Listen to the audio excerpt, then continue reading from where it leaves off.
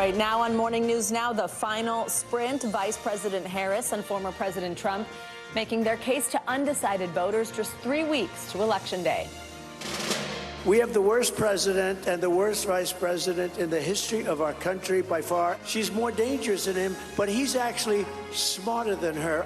Donald Trump is increasingly unstable and unhinged. Listen to his words. He tells us who he is. And new this morning, an NBC News poll breaking down early votes. We have team coverage for you. And developing this morning, intensified attacks in the Middle East. Israel launching a series of deadly strikes on the Gaza Strip, including a hospital and a school, killing dozens. And in Lebanon, more than 20 killed after an Israeli airstrike on an apartment building. We will bring you the latest. Also, shocking new allegations against hip-hop mogul Sean Diddy Combs. The new wave of lawsuits alleging sexual assault and rape dating back decades. And Made with Love. We're closing out Hispanic Heritage Month with a taste of tradition for everyone. We'll take you to a family-owned restaurant here in New York that's serving up your favorite Mexican dishes while celebrating the queer Latino community. Thank you so much for joining us on a Tuesday. I'm Savannah Sellers. Joe's off this morning, so it's just us. We're going to get started this Tuesday with exactly 3 weeks to go until Election Day, just 21 days. But some people are getting their opportunity to start voting today. In battleground Georgia, in-person early voting is getting underway. The state, of course, played a crucial role in President Joe Biden winning the White House back in 2020. Former President Trump is set to hold a rally later tonight in Atlanta. Early voting will also get started this week in the critical states of North Carolina and Nevada. Now, Mr. Trump and Vice President Harris held dueling events yesterday in another important state, Pennsylvania. The candidates continue to take jabs at each other, while the former president also took aim at President Biden. I didn't think I'd ever say this about anybody. She's actually, you take a look at her, she's more dangerous than him, but he's actually smarter than her. I never thought I'd say that. I never thought I'd say that. Donald Trump, I think in our collective opinion, certainly mine, is an unserious man. But the consequences of him ever being president again are brutally serious. We've got team coverage ahead this hour, including the results of a new NBC News poll breaking down who is voting early in this election and where. But let's get started with NBC News senior national politics reporter Jonathan Allen. John, always great to have you with us. So 21 days, as I just said, until Election Day, but early voting getting underway today in Georgia.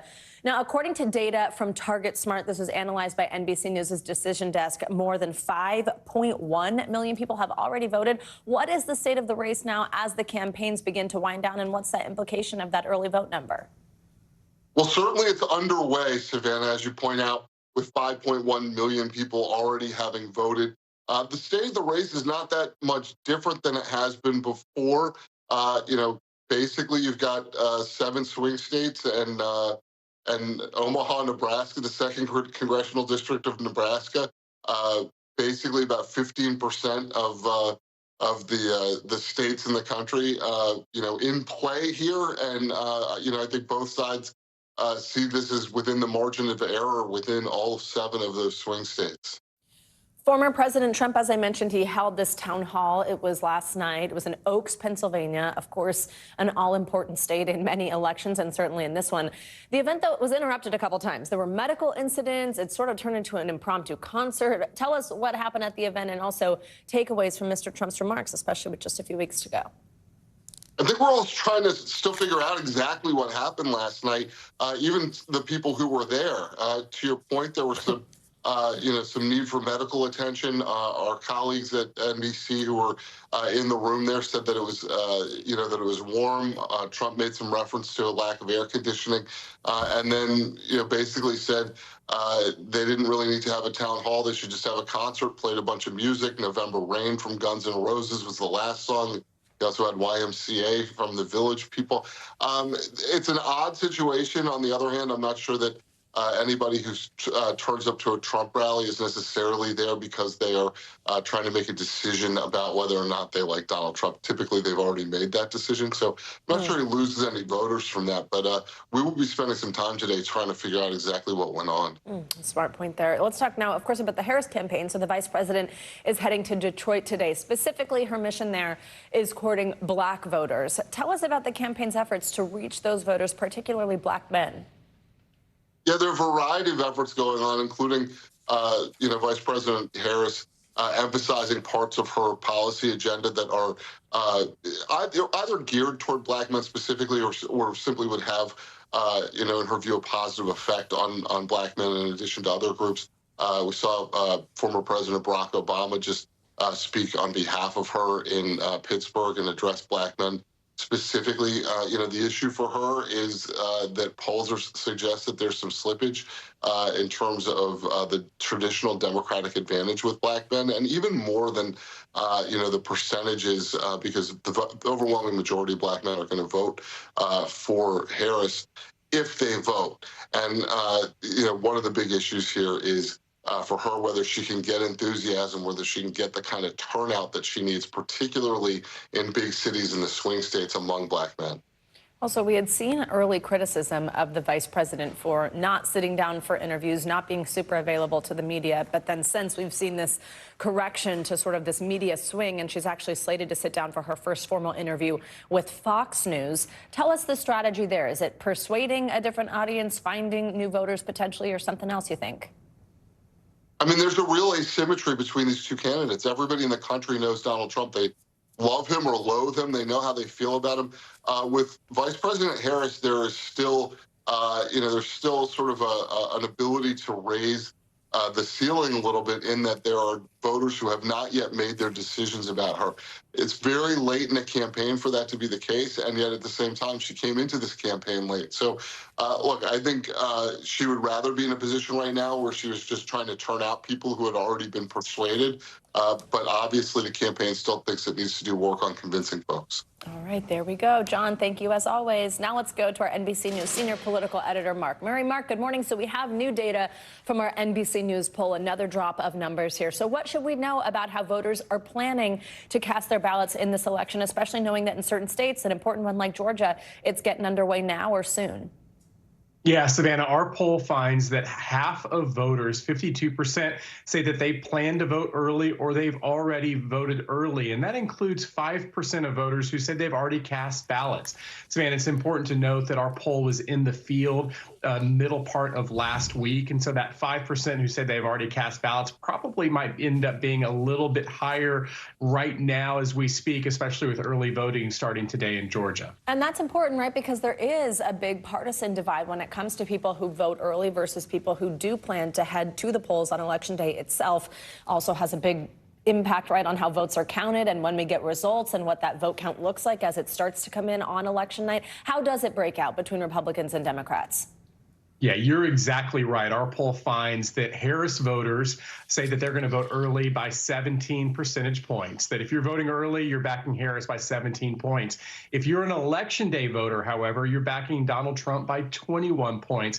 And Savannah, as you just mentioned, this is very important when we get to Election Day and we're sorting through all the battleground state returns where you end up getting dumps of ballots that are in person and the early vote comes in. Well, that should be expected to be highly Democratic. And then when the Election Day vote comes in, that should be highly Republican. So it's important to keep those distinctions and differences in mind. And Mark, with 3 weeks to go until the election, what does polling data tell us at this point about the state of the race, that big horse race number? Are voters pretty set at this point on who they're supporting, or are there still votes up for grabs for these candidates? So our ballot that ended up having a tie 48-48 between Donald Trump and Kamala Harris nationally had just 4% of voters who said they were undecided, didn't want to vote, were considering other candidates in that forced two-way head-to-head contest. But when we asked it a different way, could you still change your mind? We found that 10% of voters say that they could end up having their vote up for grabs. And while that's just a sliver of the electorate, that could end up being crucial in the key states. Mark Murray, thank you very much for walking us through our new numbers here. Well, 2 men wounded in the assassination attempt on former President Trump this past summer in Pennsylvania are speaking out for the first time, and they are exclusively telling NBC News about the horror they went through and the anger they still feel 3 months later. Here's NBC News Now anchor Tom Yamas with their story. I was more mad about it than anything. I mean, I was in the service, went through a war, didn't even get a scratch, and then you go to a rally and you get shot in a crowd. What were you mad about? The security, the fact they tried to shoot the president, shot into a defenseless crowd. Pennsylvania residents David Dutch and Jim Copenhaver didn't know each other until they became linked by tragedy. They each were hit with bullets aimed at former President Trump during that assassination attempt in Butler. Jim, when did you realize something was wrong? When I saw part of my sleeve go away, and I heard, I heard it distinctly. And I turned around to my friend and I said, I think I was shot. Copenhaver, who is 74, now walks with a cane. He was shot twice. One bullet tore into his tricep, a scar he could show us. But the other bullet is still lodged in his body, taking chunks of his colon and leaving him with nerve damage. Feels like somebody's taking a cigarette and burning right in the middle of my leg. Attorneys for both men say this video shows them getting shot. Copenhaver in the white long sleeve, Dutch further right in the American flag T-shirt. The bullet that hit Dutch split his liver. It was like getting hit with a sledgehammer right in the chest. I could feel my ribs were all busted up. So I was kind of just holding it. You could feel your ribs? Oh, yeah. Pennsylvania's governor says firefighter Corey Compantori was shot and killed while trying to protect his family at the rally. Congress and the Secret Service are now investigating. The head of the Secret Service resigned. The agency has called Butler a failure, acknowledging communication breakdowns. Did the Secret Service fail former President Trump and fail you that day? Oh, yes, big time. It was a rush job, you know. It was put together too quickly, and they skipped steps. The FBI says there was a second attempt on former President Trump's life, which the Secret Service was able to stop. And just this weekend, a man in California was arrested, allegedly for having weapons and ammo in his car as he tried entering a Trump rally. That man has said he actually supports Trump and denies he was trying to assassinate him. All right, Tom Yamas, thank you for that report. Well, we turn now to the latest in the Middle East, where Israel's war with Iranian-backed terrorist groups continues to rage on two fronts. In northern Lebanon, Israel's war with Hezbollah. An Israeli airstrike hit an apartment building, killing at least 21 people, according to the Lebanese Red Cross.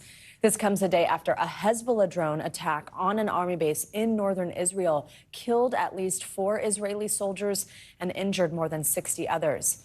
In the Gaza Strip, Israel continues to attack Hamas. According to the Gaza Health Ministry, at least 55 people have been killed in the latest wave of Israeli attacks across the area. NBC News international correspondent Megan Fitzgerald joins us now with more. Megan, good morning. So let's start with the latest out of Gaza. In the past couple of days, the Israeli military has launched deadly strikes on a school and a hospital where displaced Palestinians were sheltering. Tell us more about the situation there and why these attacks, according to Israel. Well, Savannah, good morning. Look, we continue to see a situation in northern Gaza that remains dire. We continue to see the IDF really tightening its grip on the northern part of the Strip. The UN going as far as to say that it's appearing as though northern Gaza is being completely cut off from the rest of the enclave. And we've seen several strikes overnight into the morning. And according to Palestinian officials, as you mentioned, at least 55 people have been killed in the last 24 hours, including women and children. So keep in mind, we're talking about the part of the enclave that's home to well over half of the territory's more than 2 million people. So again, we're talking about a dire situation for the innocent civilians who still remain in the area, Savannah. And well, now it's been nearly 2 weeks since the Iranian missile strikes on targets in Israel. According to a report in the Washington Post citing 2 sources familiar with the matter, Netanyahu told the Biden administration that Israel's retaliation will strike the Iranian military, but not their nuclear or oil facilities. Now, NBC News reached out to the White House overnight for comment. We have not received a response there. The Prime Minister's office, though, did say in a statement, we listen to the United States, but we will make our final decision based on national interest. Has the Israeli government commented on this report? Would this be a sign of restraint from Israel? What do we think we may see in this retaliation, and when? Yeah, so look, if this report is accurate, this certainly could be a sign of restraint from Israel. I mean, this report seems to suggest that we could be seeing a more limited strike on Iran, which could potentially prevent a regional war. But look, we've been reporting for months that tensions just continue to rise. And as Israel seems to be preparing a counterstrike, which we don't have an exact indication of when, the volatility in this area just continues to escalate, Savannah. Also, the UN Security Council has expressed strong concern, were their words on Monday, as Israel fired on and wounded UN peacekeepers in southern Lebanon during intensified fighting. Again, that's that front with Hezbollah in the north of Israel. Tell us more about this and the growing rift between Israel and the UN here. Right. So we heard from Prime Minister Benjamin Netanyahu yesterday, rejecting claims that the IDF deliberately harmed UN peacekeepers, calling the accusations completely false. He went on to say that he regretted the fact that UNIFIL personnel have been harmed, but that they need to evacuate the area to ensure their own safety. But the UN has been very clear about this, and they continue to insist that they're not leaving, stressing the importance of having a UN presence in this area. Savannah. All right, Megan, thank you so much. Well, perhaps no one symbolized the plight of the hostages in Gaza more than American-born Hersh Goldberg Poland. This morning, his parents are speaking for the first time since his brutal death at the end of August. NBC News correspondent Erin McLaughlin has their story. He was really a lovely, gentle person. He really believed that peace would be very hard, but that it could be possible. My name is Hersh Goldberg Poland. The day 23-year-old Hersh Goldberg Poland was executed by Hamas, along with 5 of the other hostages. His parents, Rachel and John, were at the Gaza border. Stay strong. Survive. Hersh was found on his knees, frozen on his knees with his back against the wall. He had put up his hands. You know, he only had one hand. He put up his arms to protect himself. The gunshot, one of them was so, right on his hand, went through his hand into his neck and came out the side of his head. Hersh was just shy of 6 feet. He weighed 115 pounds. 53 kilo when we buried him. I think that it's really critical that the world knows that that is how these hostages are being held. Rachel and John say the month before Hersh was killed, they'd had reason to hope there'd be a deal to stop the bloodshed in Gaza and to release the hostages. So many of our leaders in the military and intelligence community in Israel were saying, this is a moment. We should do this deal. We subsequently did see a list, and Hersh was on that list. How do you make sense of that deal being so close and then weeks later, Hersh being killed? It's one of the many things that we don't make sense of yet. I don't know that we ever will. Do you know what happened to the men who killed Hersh? They do know that the IDF did kill 2 of them. I have no interest in the people who killed him. I really don't. The footage of Hersh, his arm blown off, being taken to Gaza, now a haunting symbol of the suffering of October 7th. Hersh and all the hostages, and by extension, all the hostage families, were pawns in a game. And pawns in chess are expendable. Hersh was our universe, and I acknowledge that he's not everyone's universe. But it was very clear that he was expendable to everyone but us. Erin McLaughlin, NBC News, Jerusalem. Just heartbreaking, powerful report there, Erin. Thank you very much for bringing us that interview. Well, time now for your weather, and bundle up. In some places, chilly temperatures, like right here in New York, are in the works for parts of the country over the next couple days. Angie Lassman, it was colder than I anticipated it being when I left this morning. Well, you and me both. I mean, I knew it was going to be cold, but my brain hasn't been trained yet to grab my coat, Savannah, so I arrived to work today without a coat. I'll be paying for that later on the walk home. Either way, don't be like me. Do as I say, not as I do. Grab the jacket, especially if you live live somewhere between the plains and the Northeast, we've got all of these kind of frost, freeze alerts up. 60 million people included in that. We've got some major cities of Kansas City, Columbus, Harrisburg, Lexington. All of those locations are included in this, as our temperatures are just barely into the 40s in some spots. And in some locations, they were earlier today in the 30s. Still hanging onto the 30s in places like Duluth, Madison. We've got 37 for Hartford. Sioux Falls sitting at 29 degrees right now. So that's going to be a bit of a taste of winter for you this morning. But mid-40s for Omaha, Indianapolis, Pittsburgh, even Dover. And even as far south as Asheville, still into the 40s. This afternoon, we get a little bit of a bump up in our temperatures for that chunk of the country, but it's still going to be below normal for this time of year. We've got low 60s for Nashville. We've got upper 50s for Omaha, Milwaukee into the low 50s. But look just past the Rockies, and you'll see temperatures in the 80s, feeling more like summer for Albuquerque. Dallas today, 91 degrees. Just up the road in Omaha, we're into the 50s. So a bit of a difference in our temperatures, kind of a tale of two sides of the country when it comes to seasons over the next couple of days. Here's a look at tomorrow's temperatures. Not much improvement. New York tops out at 55 degrees, so it'll be another chilly morning tomorrow as well. Rapid City, Denver, you're back to the 80s.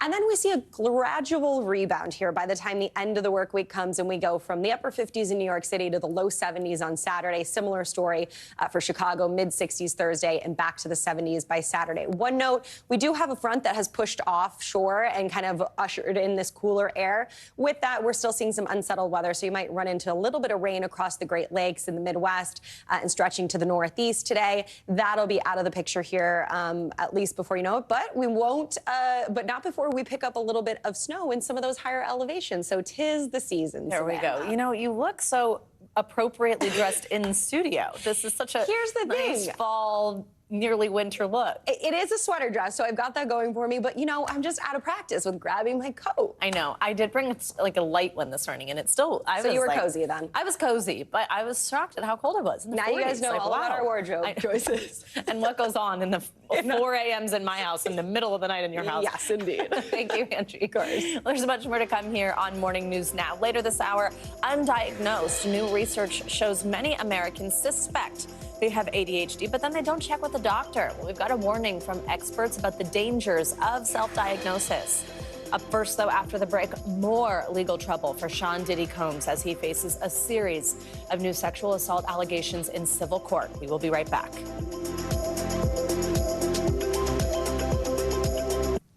Welcome back. New this morning, we have information about a major security flaw at the southern border. Listen to this. According to an internal Border Patrol memo, this was obtained exclusively by NBC News, roughly 30% of the cameras in Border Patrol's main surveillance system are broken. That's right, 150 of 500 don't actually work. And that actually makes some sections of the U.S.-Mexico border totally invisible to agents. The nationwide issue is having a, quote, significant impact on their ability to spot people trying to cross illegally. Of course, we have NBC News Homeland Security correspondent Julia Ainsley now with more on her reporting. She continues to have these exclusives for us and fabulous reporting on this. Julia, good morning. Thanks for being with us. So you spoke with border agents about this. First, I think I want to know, just you as somebody who is an expert on this, how surprising this was for you to learn a stat like this, and then what they actually told you about the state of these cameras and them hearing this number. So I was really surprised. I started digging into this because the union, the Border Patrol union, posted on Facebook that they were worried some cameras were down. But I had no idea the scale of it until we obtained this memo and I was able to start talking to some of those agents on the ground.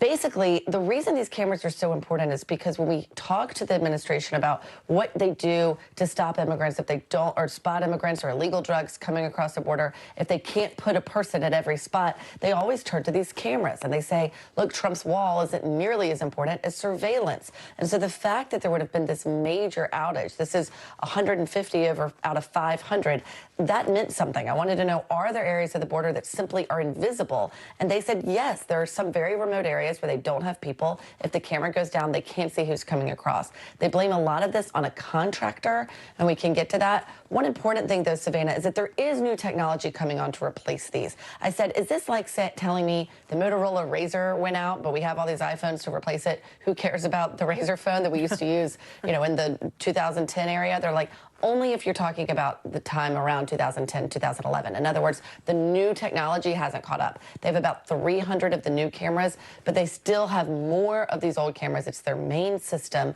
And when they have about 30% of that down, that does cause a problem, they said. So how long has this been going on? And now whose job is it to fix them? You mentioned a contractor, you mentioned new technology, of course, the Department of Homeland Security. Whose job is this?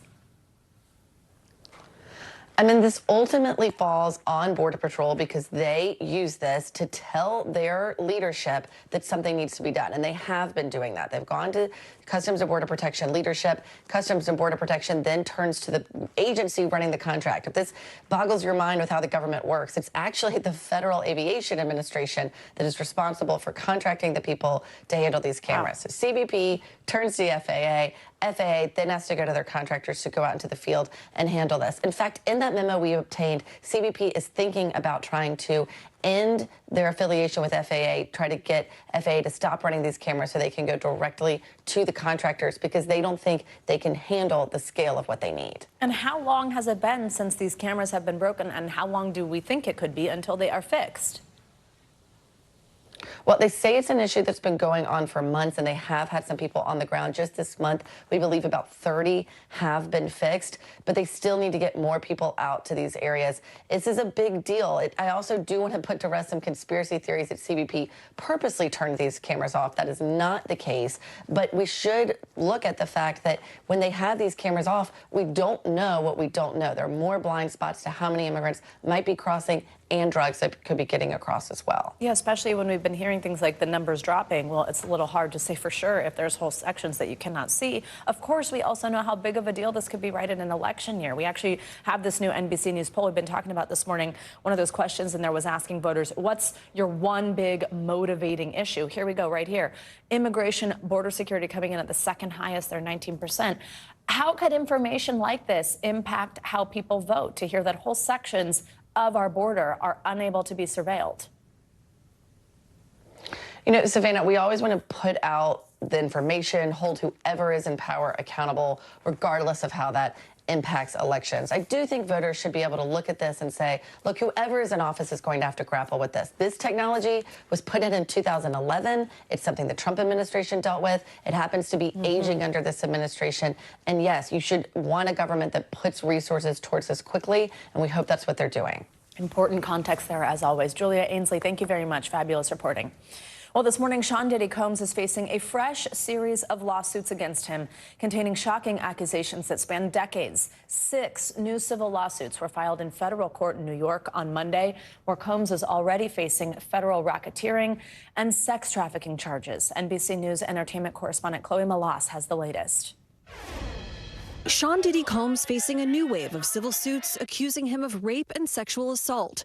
The 6 suits, first obtained by NBC News, were filed in New York on behalf of 4 men and 2 women, all of whom are remaining anonymous out of fear, according to the suits. The accusations date as far back as 1995 and as recently as 2021. One of the lawsuits include an allegation of assault and rape of a woman in a Manhattan hotel room when she was just 19 years old. One of the male accusers claims he was just 16 years old when he was sexually assaulted by Combs.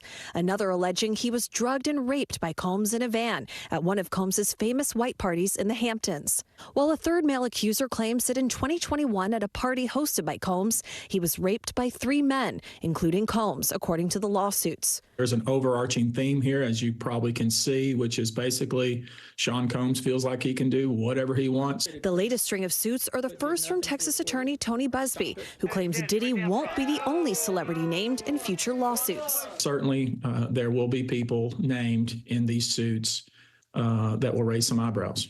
Last week, a federal judge set Combs' criminal trial date for May 5th to face sex trafficking and racketeering charges.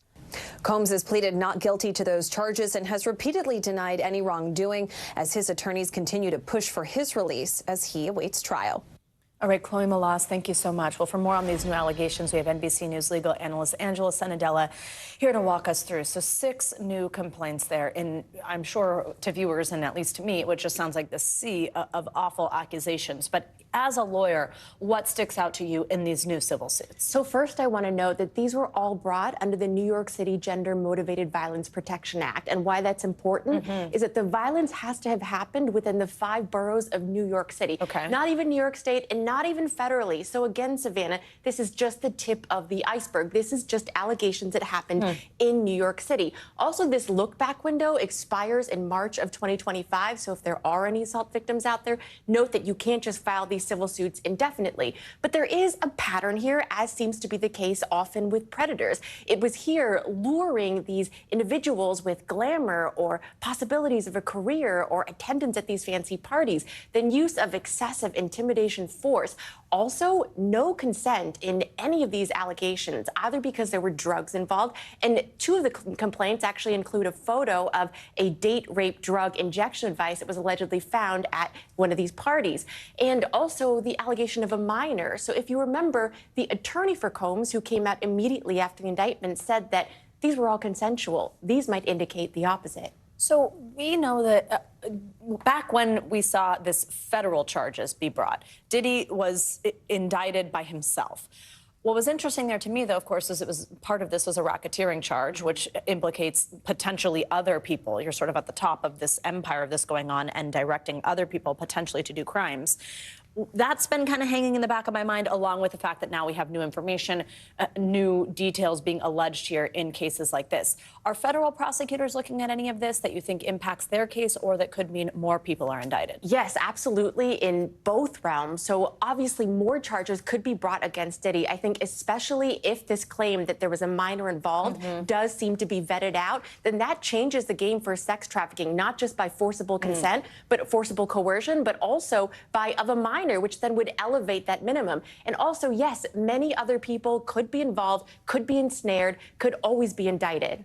And quickly tell us, what is the latest we're hearing from Combs' attorneys as these new allegations come to light? Again, a categorical denial that anything without consent happened. But look, I mean, one victim, maybe you could believe, but maybe you could believe that it was consensual. But if all of these are placed in front of a jury, that likelihood of consensuality is going to go down, Savannah. Angela Sanadella, thank you so much, as always. Coming up, war games. China sending a warning to Taiwan with a massive show of military force. Up next, more on the record-setting drills drawing concern from the U.S. And new evidence that the so-called rise and grind mentality, you know it, is grinding down our youth. We'll break down the problem in our weekly check-in. That is all next on Morning News Now. We are back now with a massive show of military might by China. On Monday, military exercises were conducted off the coast of Taiwan with a record number of aircraft deployed. The show of force effectively surrounded Taiwan on all sides in a move that has the U.S., quote, seriously concerned, according to a State Department spokesman. NBC News international correspondent Janice Mackey-Freyer brings us the latest from Beijing. The show of power was launched before dawn. China sending its Army, Navy, Air Force, and Rocket Force to completely surround Taiwan. In a single day, the drills involved a record 125 Chinese military aircraft and 34 naval vessels, including the aircraft carrier Liaoning, according to Taiwan defense officials tracking them. Taiwan scrambled its fighter jets and warships, too, and condemned China for what officials called unreasonable provocation. We also need to stay calm and confident to prevail in the struggle between democracy and authoritarianism. China made no secret of what was driving the maneuvers. It was a warning, they say, to any Taiwan separatist forces after accusing Taiwan's president, Lai Ching-te, of promoting independence in his National Day address last week. In that speech, Lai said Beijing had no right to represent Taiwan, but also said he would work with China on issues like climate change. The offer of goodwill did not go over well here in Beijing, where Lai is neither liked nor trusted. A spokesperson said, "What I can tell you is that Taiwan independence is incompatible with peace in the Taiwan Strait."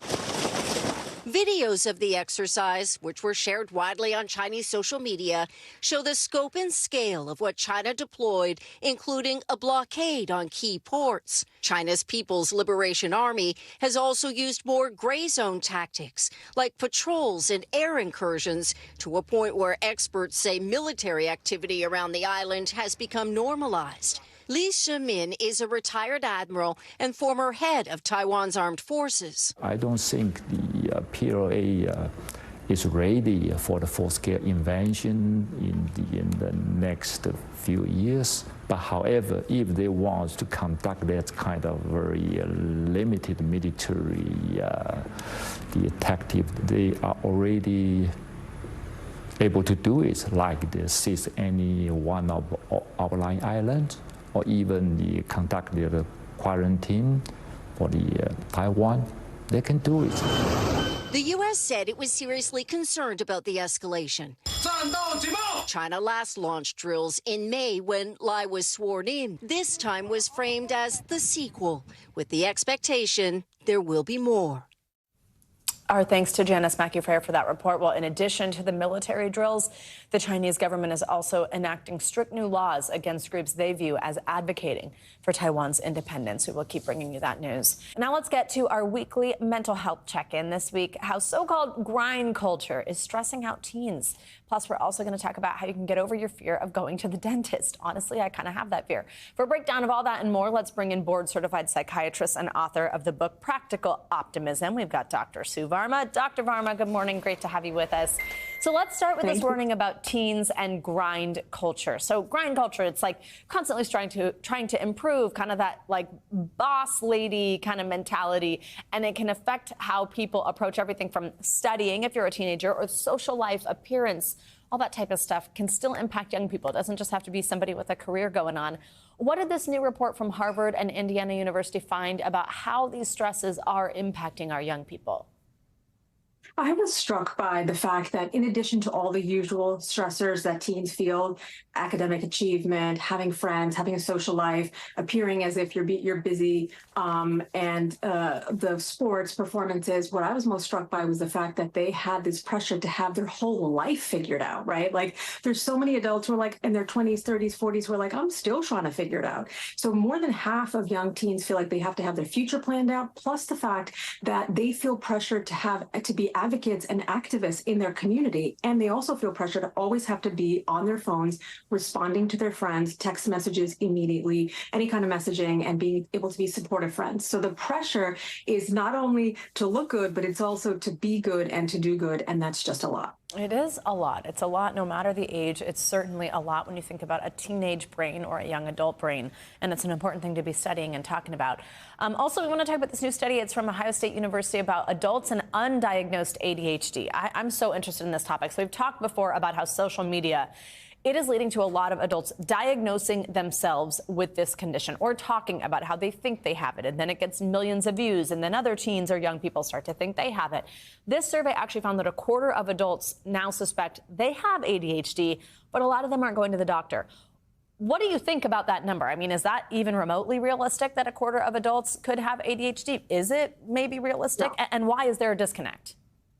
So, about 5% of the population has ADD, and it is quite possible that a large percentage of those folks within that 5% may not have been diagnosed in childhood. So it's very possible that they went through adulthood, especially if they have what we call the inattentive subtype, where they only have symptoms of not paying attention, but they're not fidgety or hyperactive or feeling like visibly have that they're disruptive in any way. So it's possible that they flew under the radar and they're only detecting it now. The problem is that there's a lot of overlapping symptoms between ADHD and anxiety, for example. And when you're self-medicating, as a lot of of people who have ADD have, they may say, like, I want to take my family members or friends' pills, a stimulant, for example. It can really worsen the anxiety. So getting a proper diagnosis, there's something called an adult ADHD rating scale, and it's super simple, but speak to a behavioral health provider about it. Absolutely, that's an important one. All right, also let's talk about dental anxiety. So according to a New York Times article, this actually impacts 1 in 5 of us. That makes me feel better. It can lead to people not getting important care. I'm not going to go into my whole dental history, but there is something that always gives me anxiety about going in and learning if something is worse or this or that. And also, it's not the most comfortable experience, no matter what they do for numbing, right? It's just doesn't feel great. What should people do if you've been putting off going, and if you are worried about this, if this is a constant thing every time it's time to go to the dentist? Asking for a friend. Yeah. So the dentists are really astute at this. They will look at your imaging and they'll be like, yep, this person has dental anxiety. Why? Because they haven't seen me for years and all of these problems have compounded in their mouth. So they can detect this immediately. 2 things to do. One is to not medicate prior. A lot of times people are like, I'm going to take something to calm me down. The problem is that this can interact with the medications that you get at the dentist's office.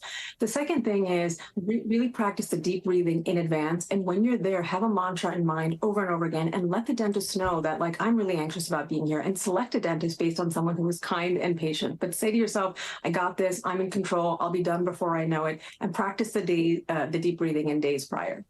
Dr. Sue Varma, thank you as always. That was personally helpful as well as informative for us all. We appreciate it.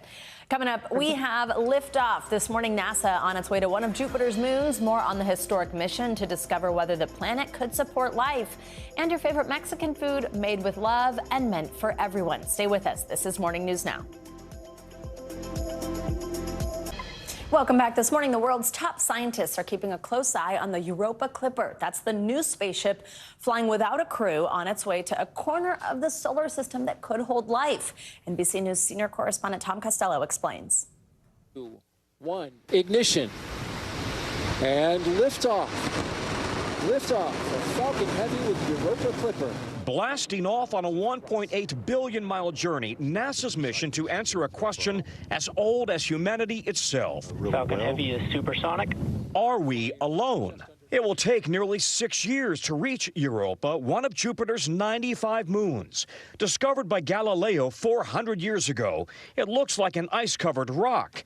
But scientists believe there could be a massive ocean under that ice, holding twice as much water as here on Earth. In terms of an ice-covered ocean, perhaps, that could be miles and miles deep. And if it's anything like Earth, where there's water, we believe that Europa has the conditions that are suitable for life: the water, the energy, the chemistry, the stability. Arriving in 2030, Clipper will make 49 orbital flybys of Europa, using 9 science experiments to search for the basic ingredients of life in what looks like the solar system's most promising sweet spot.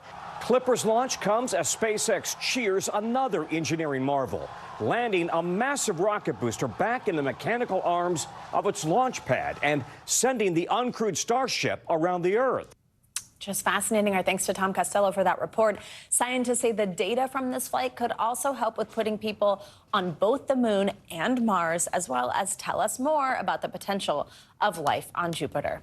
Well, during Hispanic Heritage Month, we have been celebrating all the beautiful and diverse Latino communities around the world and their contributions to our country. This morning, we are shining a spotlight on one local restaurant. It's here in New York City. It's called Cafe Hollin. They serve Mexican classics with a side of warm hospitality for all. NBC Stay Tuned digital reporter Maya Eaglin got to check it out and brings us the story of the family behind the restaurant. In the elementary school, the kids would make fun of me, and they would call me the taco boy or whatever. So that would traumatize you, and you would not want to eat tacos. You would not want to eat mole. Jonathan Perez came to the U.S. from Mexico when he was 4 years old in the 90s. His family opened Cafe Hollin, originally as a deli and restaurant that turned into a cumbia dance hall, which is a genre of Latin music, on the weekends in East Harlem. Their goal was obviously to put money on the table and feed their family, but it was also very important for them to sell a lot of products that would remind the Mexican community, which was growing at the time. Things like tortillas, frijoles, jalapenos. Jonathan's family isn't alone. Mexican immigrants make up the second largest group of Latinx immigrants in NYC and represent one of the highest share of essential workers in the city, according to NYC.gov.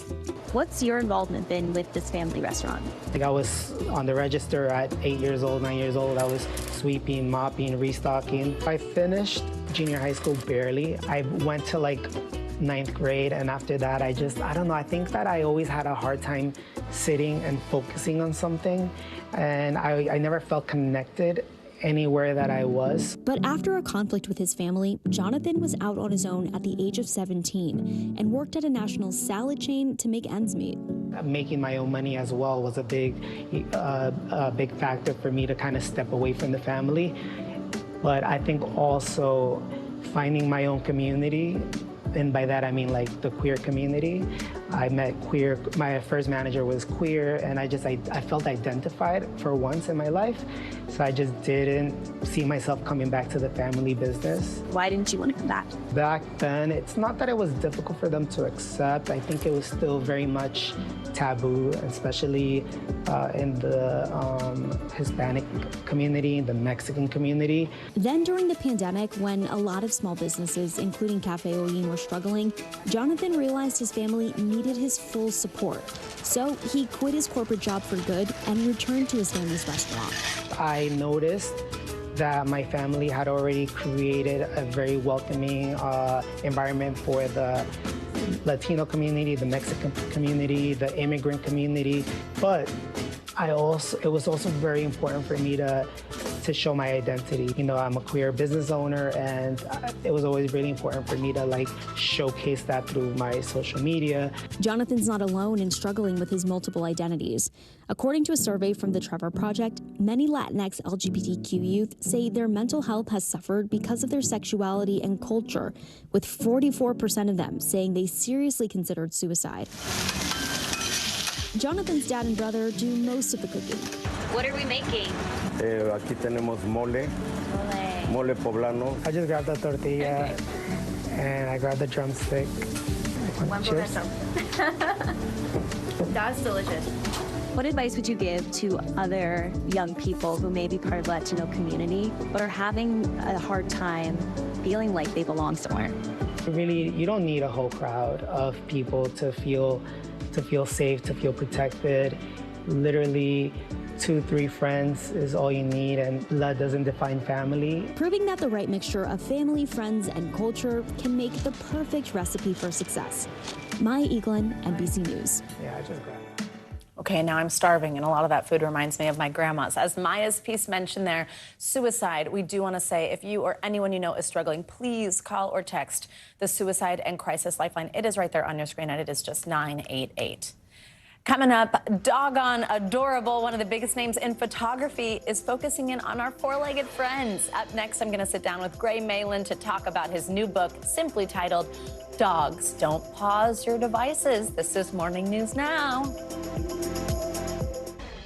Welcome back. Finally this hour, he is one of the biggest names in fine art photography. He's known for his aerial shots, some sweeping landscape, and sort of this whimsical aesthetic. Well, now Gray Malin is turning his lens on man's best friend in a new book of stunning and fun photos of dogs vacationing in exotic spots. You need to see these pictures. This morning, we are lucky enough to be joined in studio by Gray himself to talk about his latest book, simply titled Dogs. Gray, good morning. Good morning. Thank you for being here. This is out today. Congratulations. Thank you. I'm so excited. Worldwide, right? Worldwide. Worldwide, you can pick up your copy.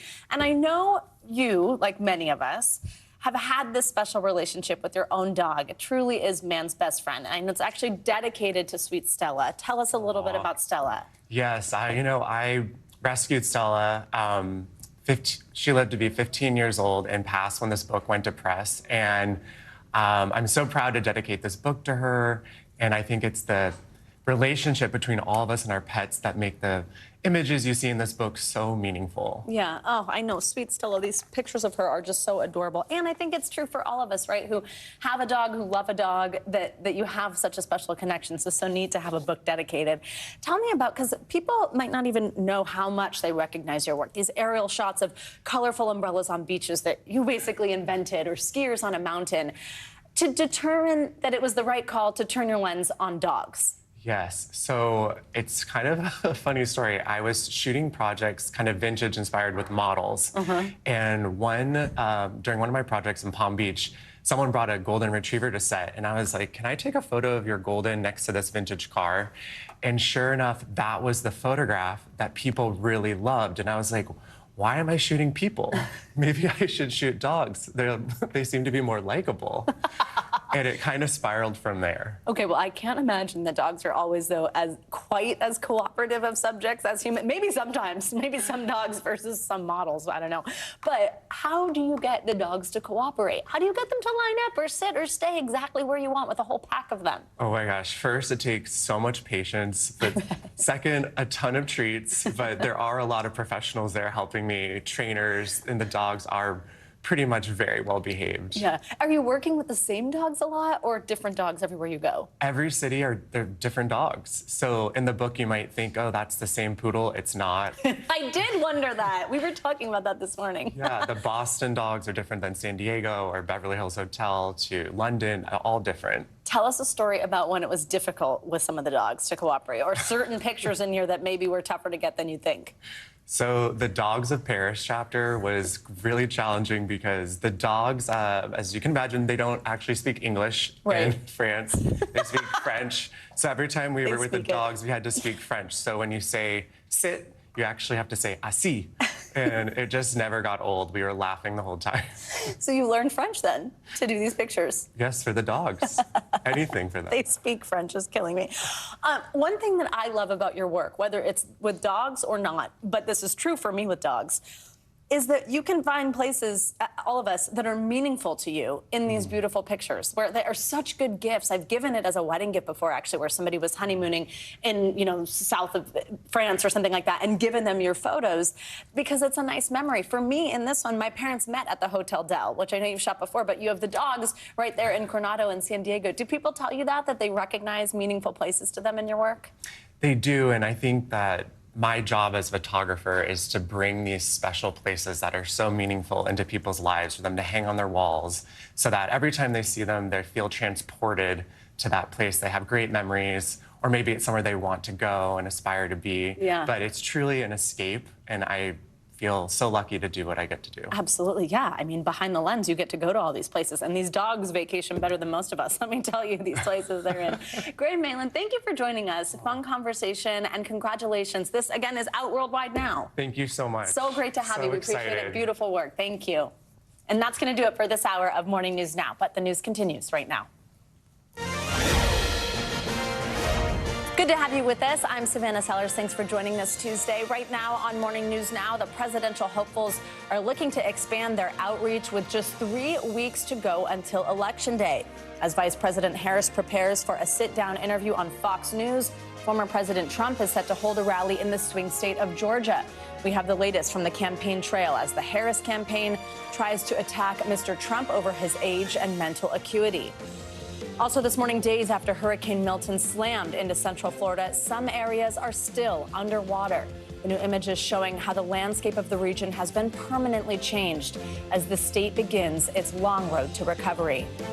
Plus, tensions are escalating on the Korean peninsula after North Korea blows up its part of a road connecting the two countries. The move comes amid an intensifying war of words with the North over drones. We've got the latest on what this could mean for the future of the region.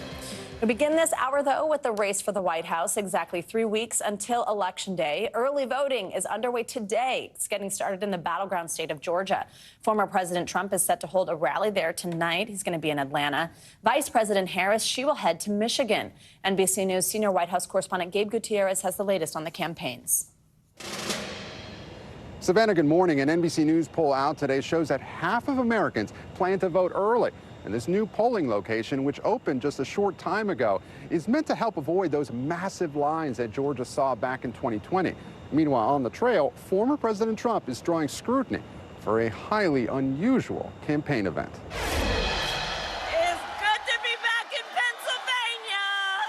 Overnight, both presidential candidates in Pennsylvania. We win Pennsylvania, we win the whole thing. Yes.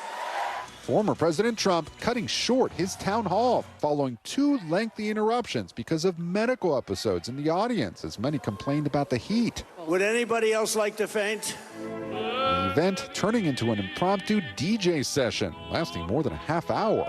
Let's just listen to music. Who the hell wants to hear questions, right? Running through his favorite hits as the audience lingered. And this morning, there's new backlash against Trump's response when he was asked about concerns Election Day would not be peaceful. I think the bigger problem is the enemy from within. We have some sick people, radical left lunatics, and I think they're and it should be very easily handled by, if necessary, by National Guard, or if really necessary, by the military. Last night, Vice President Harris playing that clip at her rally, adding, Donald Trump is increasingly unstable and unhinged. J.D. Vance, meanwhile, defending his running mate. If you have a major reaction to an election in 2024, of course you ought to commit law enforcement resources to bring order back to our cities. Here in battleground Georgia, in-person early voting begins today. Election officials are hoping to avoid the long lines and hours-long wait times of 4 years ago. And days after former President Obama warned Harris lacked enthusiasm among some black men, former President Clinton is also now stumping for Harris, reaching out to rural voters, too. Is this the same Democratic Party that it was 20 years ago? Interestingly enough, it's not as different as people think. Later today, former President Trump is expected to hold a rally here in Atlanta as Vice President Harris holds her own town hall event in Detroit as she tries to court black voters in these key battlegrounds. Savannah? All right, Gabe, thank you so much. Let's get more on the vice president. She's spent recent days putting the spotlight on former President Trump's age and mental acuity. This comes as Mr. Trump has raised questions about Harris's intelligence. NBC News senior Washington correspondent and News Now anchor Hallie Jackson takes a closer look at the attacks. Hey there, good morning to you. After that Donald Trump rally overnight, Vice President Harris, in response, tweeting simply, "Hope he's okay," part of a bigger spotlight she's putting on the former president's health. Mr. Trump's team saying overall he is, in their words, sharper and more focused than ever before. Let's go nice and loud. Former President Trump's extended soundtrack session overnight, cast by his campaign as indulging a crowd who wanted to hear more songs from the famous DJT Spotify playlist. But to the Harris campaign, Mr. Trump appeared lost, confused, and frozen. Part of their strategy to put a renewed focus on Mr. Trump's health, with the vice president all but daring her rival to release his medical records. Are they afraid that people will see that he is too weak and unstable? The vice president looking to flip the script after months when President Biden was the one on the ticket and under scrutiny as the oldest presidential nominee in American history. But now it's Mr. Trump who's the oldest in this race at 78. Democrats trying to cast doubt on his mental acuity, including Harris running mate Tim Walz. He's confused. He's a nearly 80-year-old man. A recent ad showing Mr. Trump appearing to slur his words. Anonymous. The former president, he's been off his game. Anonymous. And political opponents highlighting moments like this one. And he was a nice guy. He was asking her all these. They don't take like I do. Anybody who wants to go. What the hell difference does it make? They have, and how dishonest was ABC? Mr. Trump deploying his own line of attack, challenging the 59-year-old vice president to a cognitive test in a late-night post this week, suggesting there could be something very wrong with her. Her doctor called her health excellent, the same word Mr. Trump's doctor used to describe his health in a shorter letter released last year. The Trump campaign says former President Trump has more energy and more stamina than anyone in politics, adding he's the smartest leader this country has ever seen. Trump rallies regularly hitting the 90-minute mark with multiple asides. Did you ever hear of Hannibal Lecter? He was a lovely man. He would love to have you for dinner. And run-ons, and his nearly 2-minute answer when asked about child care legislation last month going viral. It's a very important issue, but I think when you talk about the kind of numbers that I'm talking about, that because look, child care is child care. It's couldn't, there's something, you have to have it in this country. The former president, for his part, has defended his verbal gymnastics. I do the weave. As rhetorical flourishes. I'll talk about like 9 different things, and they all come back brilliantly together. But the fake news, you know what they say? He rambled. That's not rambling. And just to give some context here on the polling, back when President Biden was still in the race, Mr. Trump held a 29-point edge on the question of the mental fitness and physical health to be president. But fast forward to the fall, and our September NBC News poll shows Vice President Harris holding a 20-point lead on the same question. That's a swing of nearly 50 points. Back to you. All right, Hallie Jackson, thank you so much. Well, now let's get a look at the latest on the cleanup and recovery from Hurricane Milton. Parts of Florida continue to dig out from the aftermath left by the powerful storm, while other areas are still experiencing active flooding. And with months of rebuilding ahead, President Biden has announced more than $600 million in aid to help with those efforts across the state. NBC News correspondent Priya Sridhar is in St. Petersburg, Florida, with the latest. Priya, good morning. Good morning, Savannah. Yeah, I'm here in this neighborhood in St. Petersburg Beach, which took a direct hit. There's destruction everywhere. If you look behind me, you can see piles of trash and debris, mattresses and furniture everywhere. And this is really just a glimpse of the bigger picture of devastation and destruction that we're seeing across this region. As of this morning, 185,000 households here in Florida are still without power. This as communities down here begin the process of rebuilding. This morning, more and more people returning to destroyed homes and tattered communities.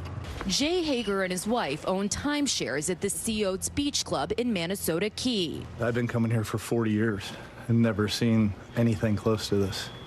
The island permanently altered, parts split in two by Milton's wind and storm surge.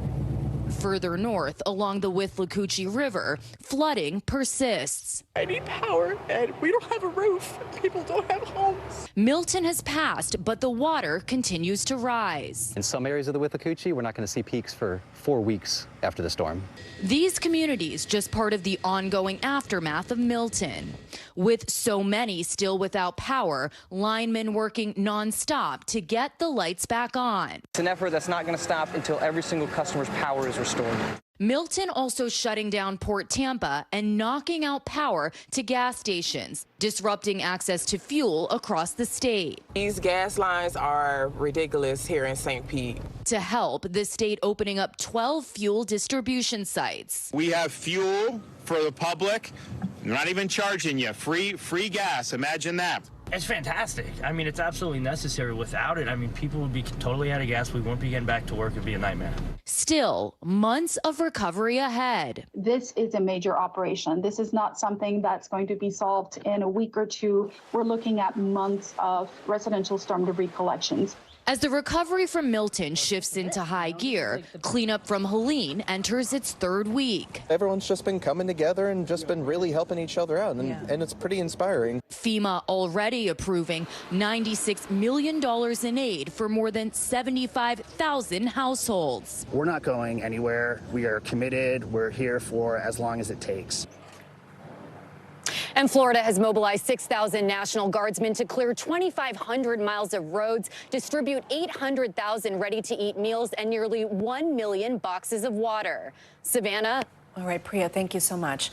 Well, now let's get to your morning news now weather and take a closer look at what's going on across the country. Angie Lastman's here with your forecast. Hey, Angie, good chilly morning. Good chilly morning. Back to you, Savannah. We've got plenty of frost and freeze alerts across a good chunk of the country because that cool air has spilled in from Canada. Notice 60 million people included in these alerts from Fargo down to Springfield out towards Harrisburg. We've got a whole lot of folks waking up to temperatures that you might be surprised about. We've got some 30s in there. Madison, one of those spots. Duluth at 32 degrees right now. Upper 20s for Sioux Falls. A little farther south for Nashville and Asheville and Roanoke. We are into the 40s. That goes for Indianapolis and stretching out to Hartford and Dover as well. 40s to wake up to. By this afternoon, well, most of us will get into the 50s. Some of us into the low 60s. That's Nashville and Richmond, but 53 degrees for Cincinnati, Milwaukee at 50 degrees. Now, if you look out west, though, Rockies and points west of that, we are quite warm. We're feeling like summer. Salt Lake City headed to the 80s 90s today. That goes for Albuquerque as well, running above normal and making it into the low 90s in Dallas this afternoon.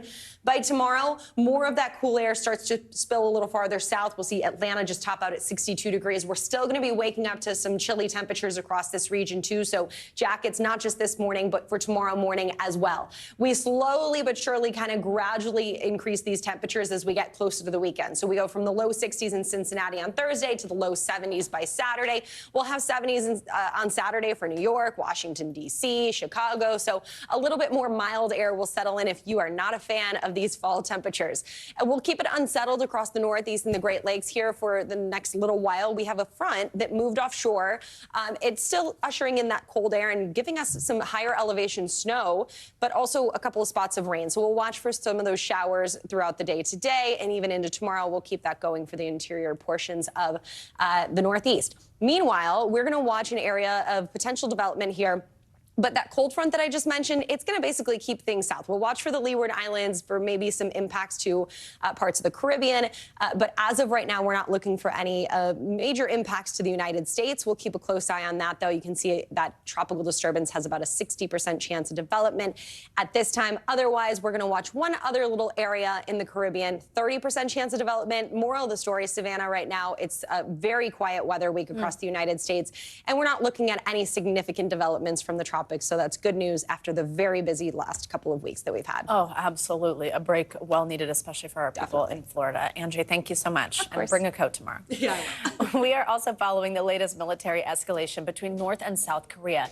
Check out this video. So according to South Korea's Joint Chiefs of Staff, that dramatic moment right there, that is when North Korea blew up part of its section of a road that links North and South Korea. The explosions happen around midday local time.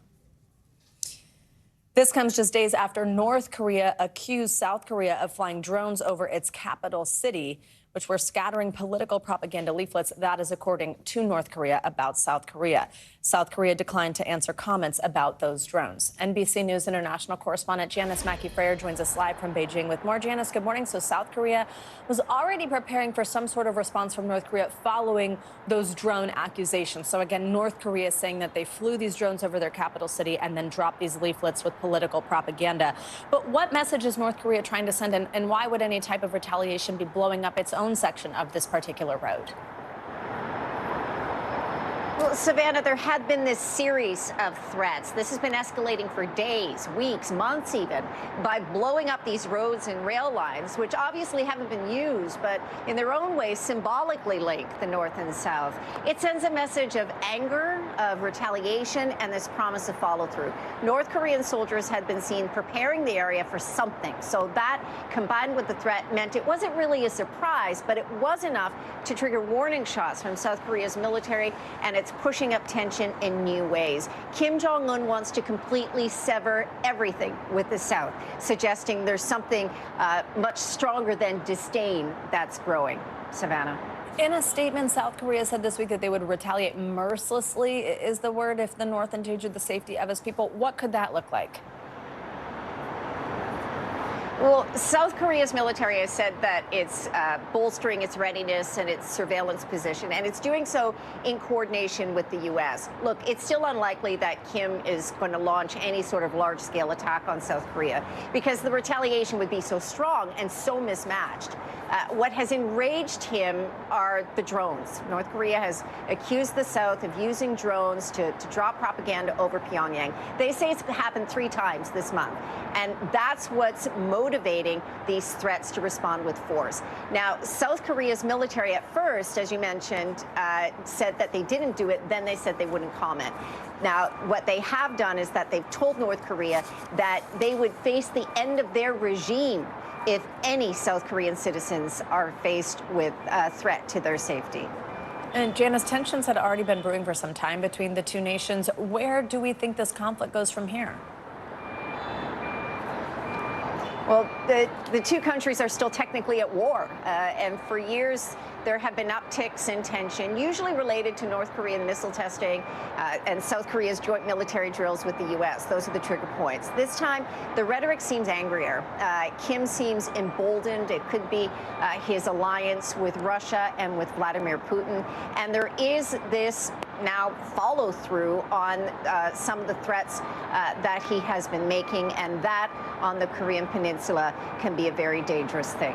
Savannah? All right, Janice Mackey-Ferry, thanks for your reporting here. Well, in the Middle East, Israeli forces have continued to launch new waves of airstrikes on Lebanon and the Gaza Strip. This comes while Israel debates its next moves against Iran after that deadly drone attack by the Iranian-backed terrorist group Hezbollah inside Israel. NBC News correspondent Aaron McLaughlin joins us from Tel Aviv with the latest on all of this. Aaron, good morning. Good morning, Savannah. With fears of violence spreading in the Mideast, this morning the Washington Post is reporting that Israel is considering a more limited counterstrike against Iran aimed at preventing a full-scale war. This is the parents of an Israeli hostage killed by Hamas are speaking out for the first time since his death. As Israel prepares to retaliate for Iran's now 2-week-old missile attack. The office of Prime Minister Benjamin Netanyahu telling NBC News, "We listen to the opinions of the United States, but we will make our final decisions based on our national interests." That response coming on the heels of a Washington Post report citing 2 anonymous officials familiar with the matter, saying Netanyahu told the Biden administration he's willing to strike military rather than oil or nuclear facilities in Iran. Just a day after the U.S. announced it's sending the THAAD missile defense system to Israel to bolster its air defenses. We found our air defense forces stretching from south to north, from east to west. Israel moving forward with dual ground offensives, both in Lebanon, targeting Hezbollah, and battling Hamas in Gaza, now described as a living hell. The UN Human Rights Office says tens of thousands of Palestinians are trapped in the north with no access to aid. And this morning, the parents of Hersh Goldbergs Poland speaking out for the first time since their 23-year-old son was found executed by Hamas, along with 5 other Israeli hostages. His mother recalling the moment they learned the news. It was important to me to open the door before they got there, because the dread of hearing the knock on the door with such bad news was something that I didn't think I could bear. And when they walked in, did you know? They don't show up at your door at 4 o'clock in the morning with good news. He weighed 115 pounds when we buried him. It's really critical that the world knows that that is how these hostages are being held. This morning, we heard from an Iranian government spokeswoman in her weekly briefing say that Iran, quote, supports any peace proposal that leads to improving the situation in the region. And overnight, NBC News reached out to the White House for comment on that Washington Post report and is yet to hear back. Savannah. Aaron, truly a powerful and important interview. Thank you very much for your reporting. We have a lot to get to this morning, including new developments in the death of Breonna Taylor, the federal charges one former detective is now facing. But first, an NBC News exclusive. The 2 men who were shot and wounded at Donald Trump's rally in Butler, Pennsylvania, are speaking out for the first time. What they told our Tom Yamas about the day their lives changed forever.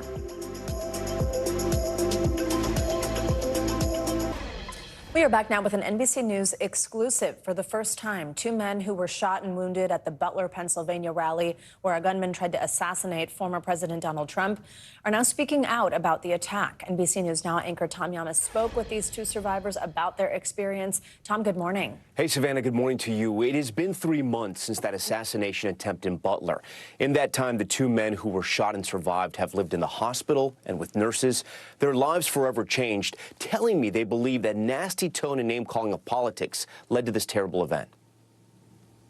Is it a fight every day? Is it a struggle every day? It's a struggle every day.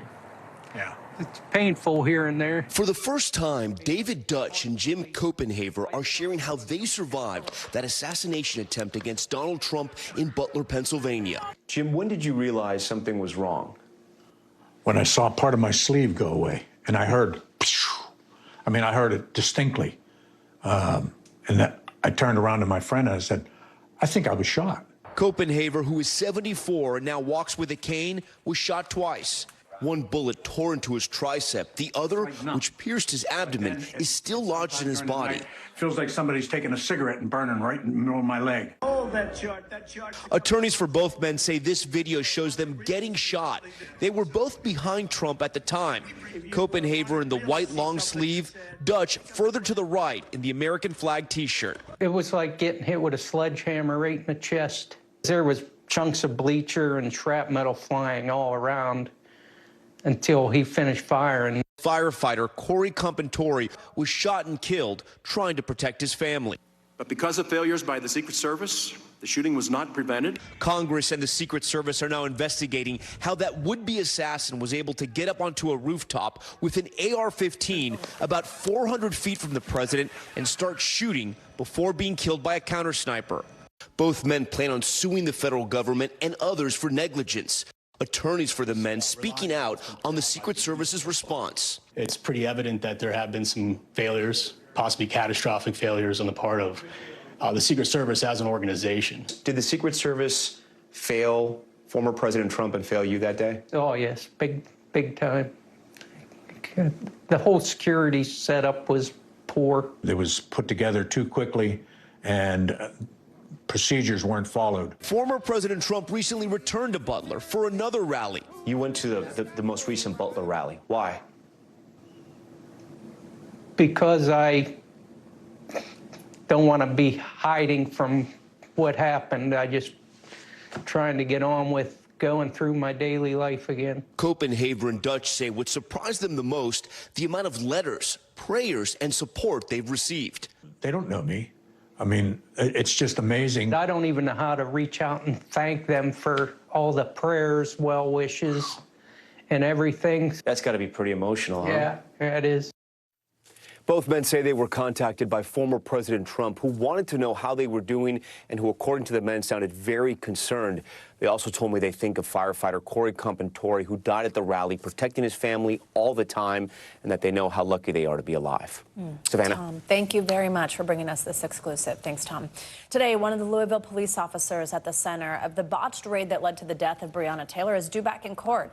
This will be former detective Brett Hankison's second federal trial. He is accused of violating Taylor and her neighbor's civil rights during the 2020 raid. NBC News legal analyst Danny Ceballos joins us with a closer look here. Danny, thanks for joining us. So Hankison was actually acquitted of state charges in 2022. So this will be the third attempt to convict him. How did we get to this point? Right, and none of these charges are directly related to the victim's death. In other words, he's never been charged with shooting Breonna Taylor because the evidence shows that he did not. The first state charges were related to reckless endangerment for the bullets that flew out of the apartment and into the neighbor's apartment. He was acquitted on that. Then the federal government charged him on civil rights violations, which is related to the killing, but not exactly directly charging for the killing. He was, the jury was deadlocked last time around, and the government has elected to retry him, which I would categorize for either state or federal prosecutors as a high-risk prosecution, not because of my opinion, but because we have lab-tested results. We have at least one criminal trial ended in an acquittal,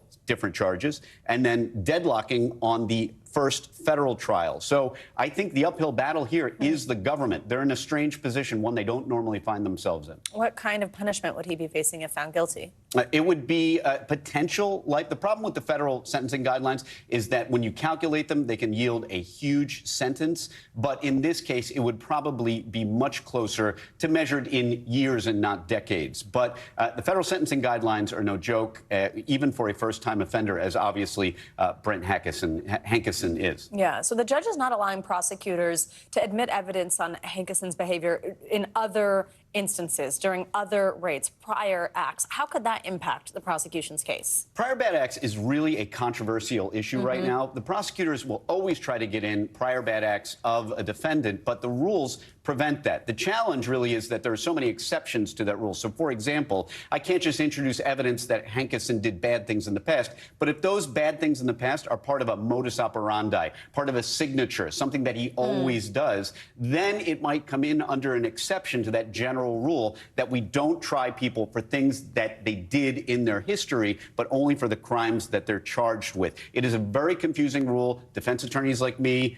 think there are a lot of problems with it, but of course I'm biased in that area. The bottom line is this: general rule, you can't bring in prior bad acts, but there are exceptions if they really are connected to the crime. This comes as prosecutors have also filed a new indictment against 2 former Louisville officers accused of obtaining false warrants for Taylor's home. Tell us about that. So from the origin, and this is one of the reasons why Hankison might have a defense, one of several different defenses he has, is that there may have been recklessness all around in obtaining the search warrant, which reportedly was obtained based on the single testimony of an unreliable informant, which, by the way, happens a lot. Many search warrants are just not executed with force and at night and with guns drawn. A lot of them are executed and often based on people's statements alone, people who may be criminals themselves with questionable histories. This is something that goes on a lot. It's not an exception. In many ways, it can be the rule. So that is something that really should be looked at in this case. And by the way, might be an avenue for Hankison's defense, which is, hey, I might have made some mistakes, but the real recklessness was obtaining this warrant was done by other people on my team who are not me. Danny Savalos, thank you very much. We appreciate it. Well, coming up, it's a museum thousands of years in the making. After the break, we are getting a sneak peek inside the $1 billion Grand Egyptian Museum.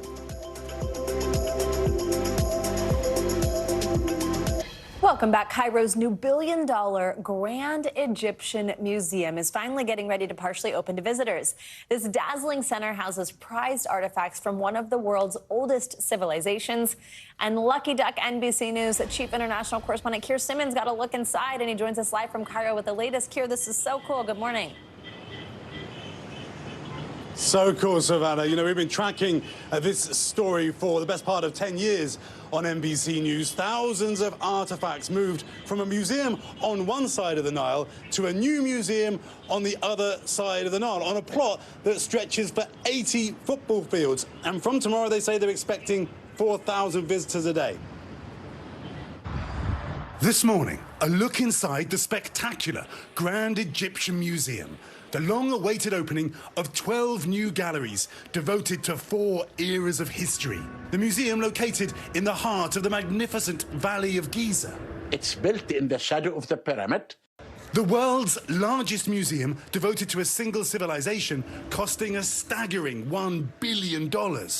Visitors will be greeted by a more than 3,000-year-old statue of Ramses the Great, one of ancient Egypt's legendary pharaohs. It was also one of the first artifacts to be transported upright to the new museum in 2018. This grand staircase, lined with a lineage of royals from antiquity, ancient Egyptian rulers. It's like magic. You will see the lighting beautiful. Over 100 statues of kings, queens. At the end of the visit, a panoramic view of their final resting place, the Egyptian pyramids. For renowned Egyptologist Dr. Zahi Hawass, it's a dream realized. We spent all this money to build the greatest museum in the world. It's your passion. It is my passion. Life's work. In 2021, 4 queens and 18 kings were put on parade 3,000 years after their burial, transported from the Victorian-era Egyptian Museum. Around 100,000 artifacts now housed at the Grand Egyptian Museum, including the gold mask of Tutankhamun, the child king, who we saw 7 years ago in its original home. It survived grave robbers, clumsy restorations, and the Arab Spring uprising. Now a safer, climate-controlled future for these historic pieces. You will see the object for the first time in an incredible way. You can go around each object and it will capture the hearts of everyone.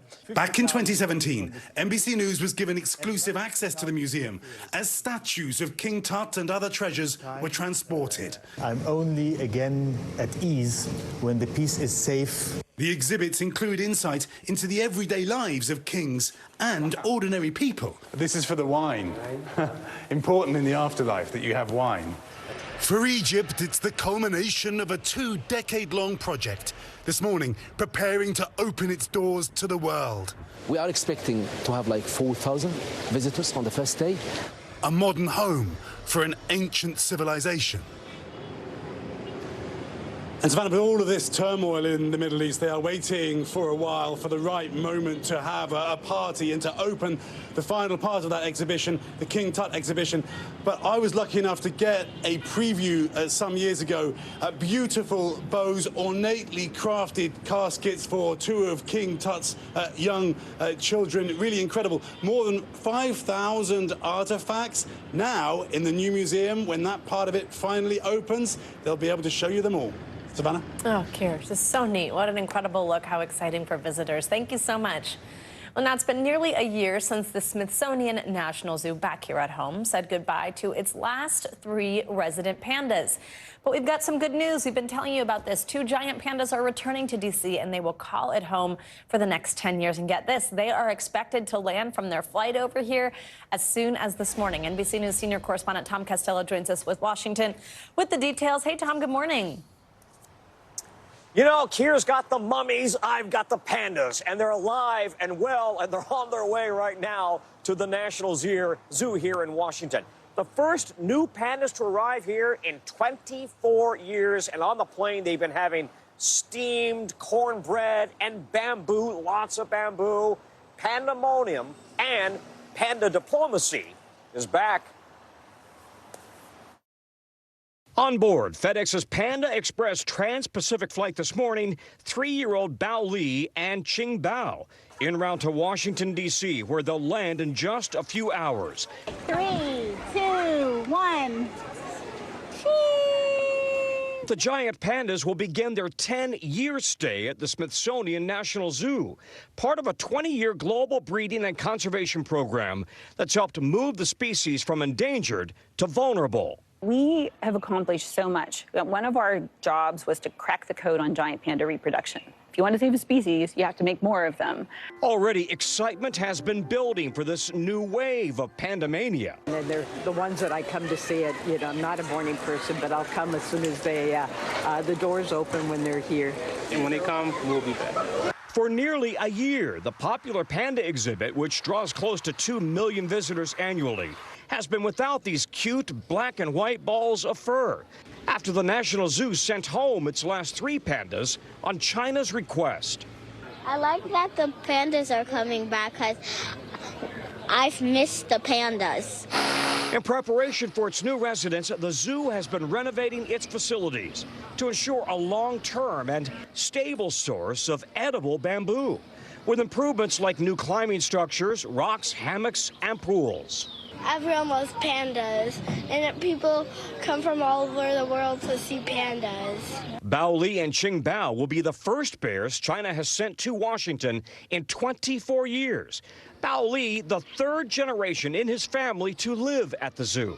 His grandparents came here in 2000. His mom was our only female cub born here at National Zoo. It was 1972 when the first pandas arrived after President Nixon's historic trip to China, establishing a diplomatic breakthrough.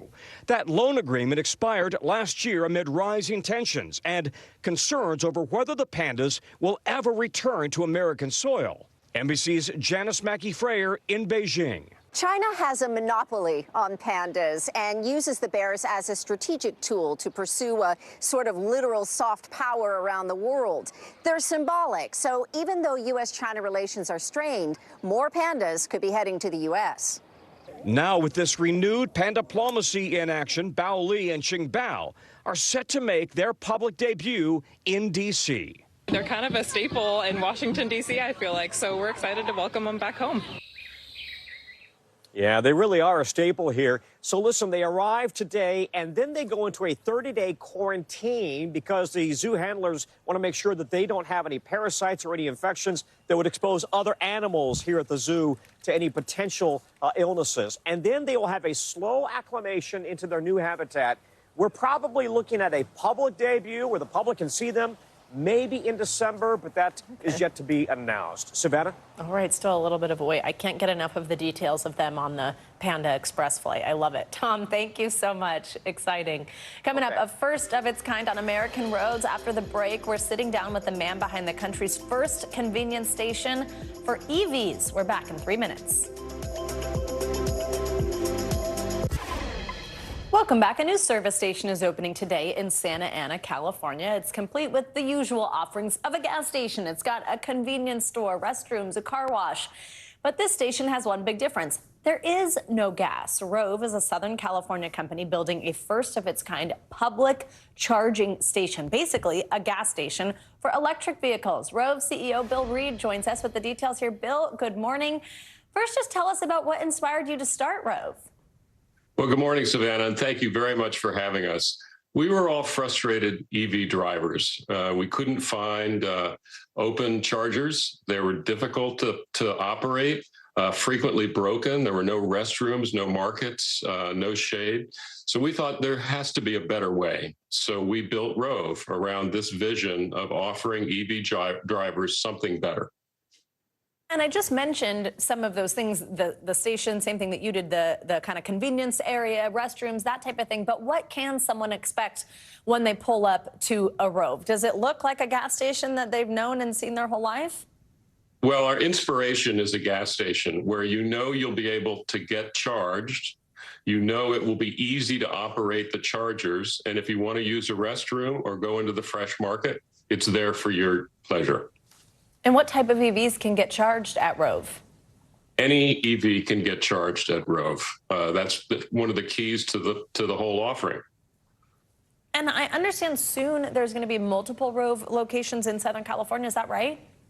Yes, our first is in Santa Ana, just off I-5, and we have 10 others in planning. We hope to start construction shortly on our next station in Costa Mesa, California.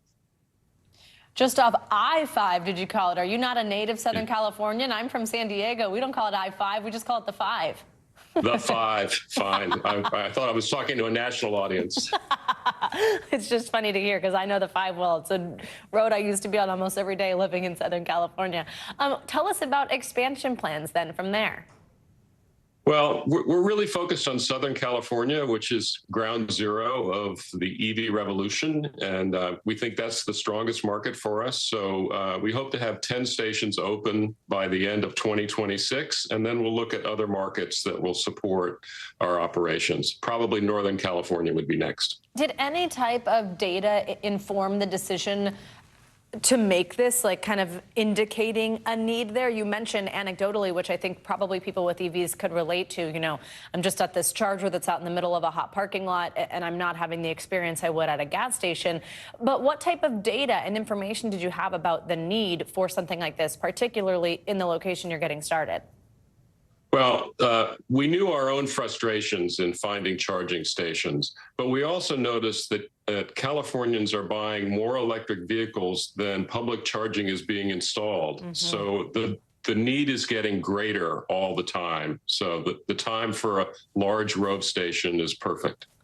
This is one of the barriers to entry, right, that a lot of people see to switching over to an EV is, well, how do I charge? And there's not enough places to charge. And what if I want to take a road trip and I need to be guaranteed I'm going to find a place I can do this along the way? What do you say to people who have concerns about switching from a gas car to an electric car? Well, you put your finger on the major issue. Other than cost, which has been falling fairly dramatically, being able to know you can, it's called range anxiety, being able to know you'll be able to charge your EV on your trip is very, very important. So there's no reason not to have many Rove stations in California. Range anxiety, I like that. Other question, I guess, is usually when you pull up to a gas station with a car that, you know, requires diesel, you're there for, you know, a few minutes, I don't know, maybe 5 or less. As you actually fill it up, that's all it takes. Charging takes longer. What do you anticipate in terms of how long people are at your station? What does that look like? And for somebody who has never owned an EV, how long would it take to pull into a Rove station and charge all the way up? So we have the fastest chargers you can have, and you can add enough energy into an electric vehicle in 20 minutes to be able to drive 200 miles. So it's not as fast as fueling your car in a gas station, but the technology is getting better all the time. And we think over time that could get to be comparable to a gas station. In 20 minutes, there you go. There's your bathroom break and your snack shopping time all right there. Bill Reed, thank you very much for joining us today, and congrats on the opening. Thank you very much. Great to talk to you. Well, more money news now. Chip maker NVIDIA could soon overtake Apple as the world's most valuable company. CNBC's Silvana Henao joins us with that big news and other headlines. Hey, Silvana. Hey, Savannah, good morning to you. Yes, so NVIDIA is on the brink of dethroning Apple as the world's most valuable company after shares of the AI chip giant closed at a new record high. Now, NVIDIA briefly took the crown in June before being overtaken by Microsoft and then Apple, and the trio have been neck and neck since. The latest gains lifting NVIDIA's market value to just under $3.4 trillion. That's below Apple's $3.5 trillion and above Microsoft's $3.1 trillion. NVIDIA has been the biggest winner on Wall Street in the race to dominate the market for the emerging AI technology. Meanwhile, Walgreens announcing it plans to close around 1,200 stores in the next 3 years, with 500 of those in fiscal 2025 alone, as the company slashes costs in an attempt to steer itself out of a rough spot. The company just reported earnings that beat Wall Street estimates, and that report caps a rocky fiscal 2024 for the company as it continues to grapple with softer consumer spending, among other issues. Walgreens has around 8,700 locations in the U.S., a quarter of which the company says are unprofitable. And Starbucks is pulling back on promotions and discounts, one of the first moves under new CEO Brian Niccol. The Wall Street Journal reports since he was tapped in August to take the helm, Starbucks has been quietly reducing the number of discounts it offered for long stretches over the past year. Starbucks and other restaurants have been leaning on discounts to woo customers after years of raising menu prices. Now, Starbucks isn't planning to run broad offers during the holidays and will instead promote seasonal drinks through advertising, Savannah. All right. I am excited to see the Christmas cup, though. That just really, it gets me in the spirit. Silvana, thank you so much. Sure. Well, many of us, to talk about a different holiday, can't wait to start carving our pumpkins for Halloween. But of course, you know, if you carve them too soon, then they won't last until the end of the month, or they're going to start rotting on your porch. Now, a man in Connecticut is using his passion for welding to create what he calls forever jack-o'-lanterns. Reporter Sam Reed from our affiliate in Rhode Island tells us more. Up a driveway in Thompson, Connecticut, 28-year-old Christopher Chernacki has found a solution to his pumpkin problem. I was sick of buying my own, decorations for the season or pumpkins that are going to rot after a couple of weeks. Having picked up welding as a hobby turned small business, Chris has an eye for uniqueness. I like seeing handcrafted stuff instead of the cheap items at the store that get tossed every year. Which is why for the last 2 years, when fall rolls around, his once stored collection of empty propane and helium tanks I'm either going in the scrapyard, people are dropping them off, are transformed into what he calls forever jack-o'-lanterns. I drill them, I make sure that there's no residual propane left. Chris calls his business Fat Boy Builds. Bigger guy myself, but I like building stuff. And he says using his time and talent for things like merging metal has really worked well for his pumpkin product. I've made 200 or so. So I sell them at like community days downtown, craft fairs. I go to swap meets and sell them as well. The faces are freehand. Everybody likes a different one. And there's all different kinds of designs that are constantly transforming. I leave them as is for people to spray paint and color them how they want. I also do custom orders. All of them at a reasonable price and a decoration that will last decades. The propane tanks are $45. Depending on size, it goes up a little bit. I also have helium tanks. They start at about $20. Chris says people are usually amazed he's taken a hazardous material, making it safe and spooktacular. The kids blow up. Their faces blow up every time they see them. And for him, it's fueled his creative fire. The most enjoyment I get out of it is driving around town and seeing the actual jack-o'-lanterns on people's porches, because I know that's my work. Okay, well, I wonder if he ships. I want some. Those are so neat. Thank you, Sam Reed, for that report. Well, coming up, she is dancing her way into history. We are closing out Hispanic Heritage Month with the nation's first Mexican-American prima ballerina. So practice your pliés and come right back. This is Morning News Now. Welcome back. Grab your tutus and point your toes because we're closing out Hispanic Heritage Month at the ballet. NBC News correspondent Monica Alba brings us the story of the nation's first Mexican-American prima ballerina. Yes. In Salt Lake City, aspiring ballet dancers train to grace some of the world's biggest stages. Yeah, good penché. Led by Evelyn Cisneros Legate, a trailblazer shaping the next generation at Ballet West Academy. I love to be able to inspire our youth in any way that I can for a better future. Though her start wasn't exactly on point. I was very shy as a child. I would get stomach aches and headaches and, tell my mom, please don't, make me go. She kept at it, auditioning for premier ballet companies at just 14, where at one, she says she faced discrimination from an instructor. The ballet master kind of dug in and had me powdering my skin so I would look like everybody else. Before realizing... I just remember looking in the mirror and saying, you know what? He's right. I don't look like everyone else. And I don't want to look like everyone else. I'm going to work so hard so I don't have to dance in a group. And that's exactly what she did, rising through the ranks at the San Francisco Ballet to become the first Mexican-American prima ballerina, performing for President Reagan at the White House. Now, dedicating her life to teaching. Being able to show them visually somebody that is very successful, that kind of looks like them, I think is essential. For students like Raphael King. I see a lot of Hispanics nowadays dancing in Europe, in the United States. To me, it's like I could be that person. And Miranda Aguilar. I think her story is so incredibly inspiring, and all the barriers she pushed through to become the first. Can you believe that that shy girl is now sitting where you are today, having had the life you have? I look back on that and I feel so blessed. Raising the bar as the first so that there won't ever be a last. Monica Alba, NBC News, Salt Lake City. Just incredible to hear some of those stories. That's going to do it for this hour of Morning News Now. Stay with us. The news continues right now. Thanks for watching. Stay updated about breaking news and top stories on the NBC News app or follow us on social media.